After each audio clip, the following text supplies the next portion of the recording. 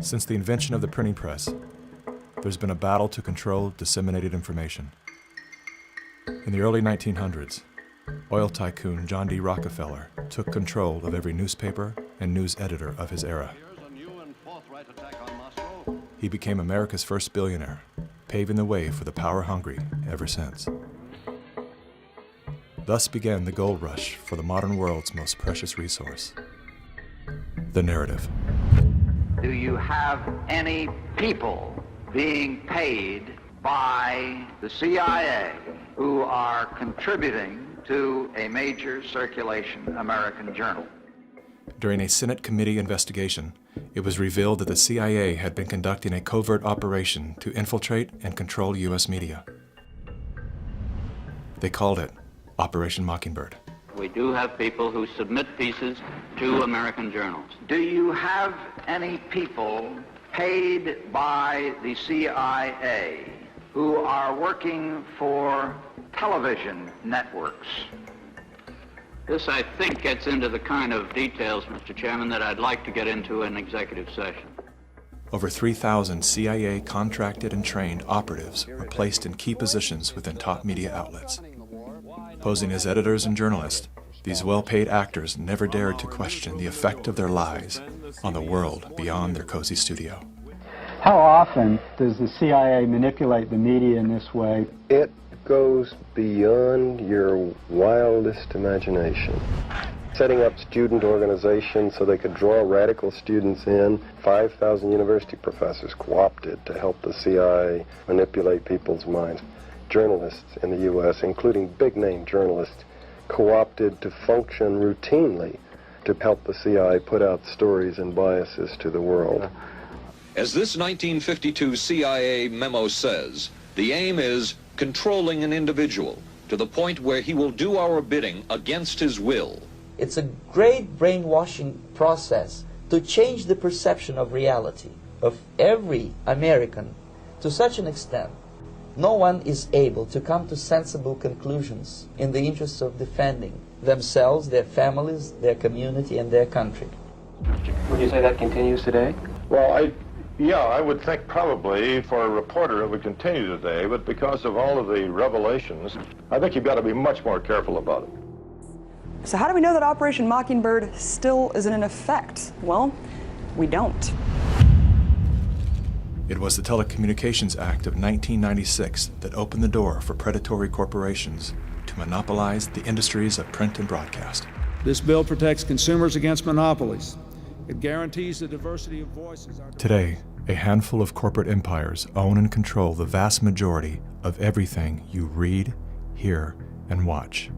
From the biggest movie studios, television and radio networks, newspapers and magazines, to the vast universe of internet news and entertainment sites.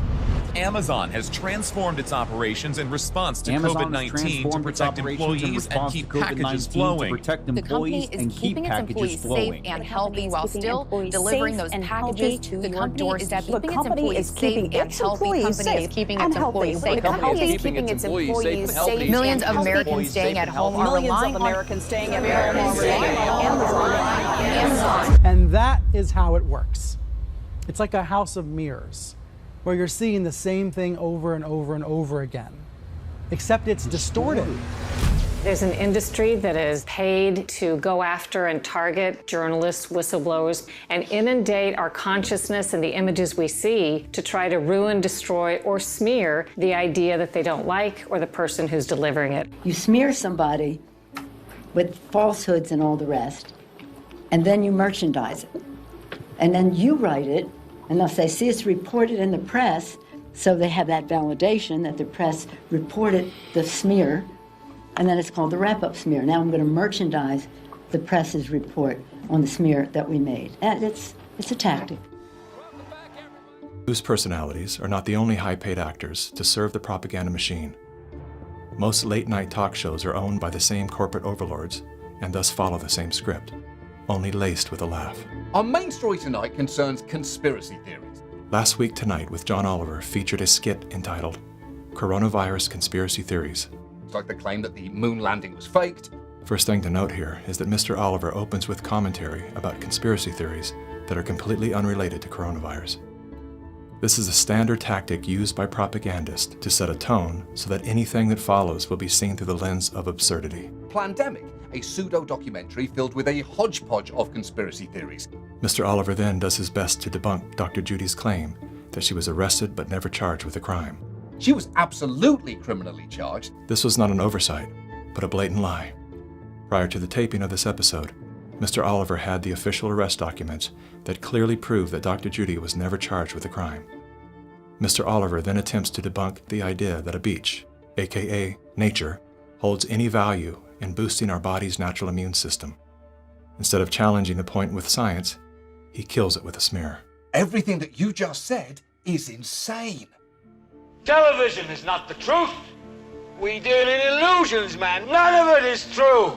But you people sit there day after day, night after night, all ages, colors, creeds.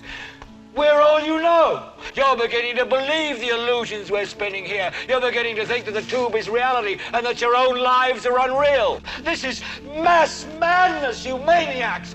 In God's name, you people are the real thing. We are the illusion. So turn off your television sets. Turn them off now. Turn them off right now. Turn them off and leave them off. Turn them off right in the middle of the sentence I'm speaking to you now. Turn them off.